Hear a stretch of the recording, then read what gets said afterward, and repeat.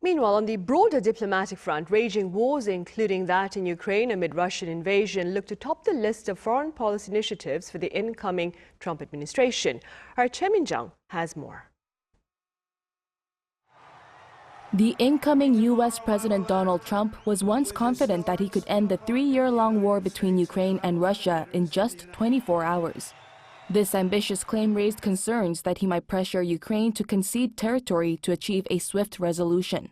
This comes as Russia currently occupies around a fifth of Ukraine's territory, including Crimea and the areas of Donetsk and Luhansk that were taken before 2022.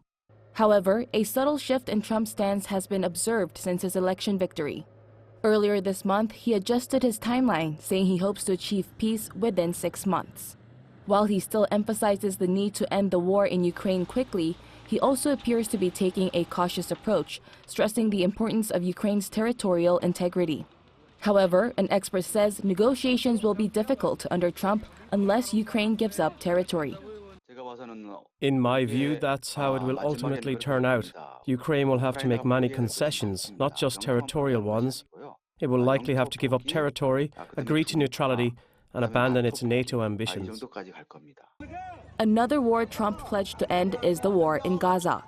Ahead of his inauguration, Trump warned of serious consequences if the hostages were not returned. If those hostages aren't back, I don't want to hurt your negotiation. If they're not back by the time I get into office, all hell will break out in the Middle East. And it will not be good for Hamas, and it will not be good, frankly, for anyone. All hell will break out. Trump himself and some experts believe that his pressure has clearly played out in a productive way, as Israel and Hamas agreed on a 3-phase ceasefire and hostage release deal last week.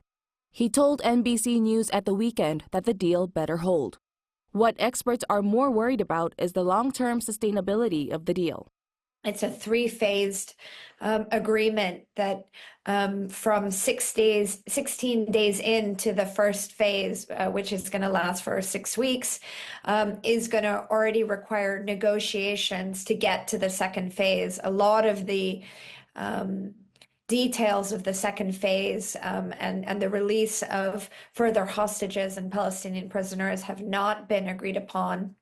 The terms and conditions of Israel's withdrawal from Gaza also remain unclear. Another expert says that a mechanism is needed to ensure Israel observes and respects the terms of the deal.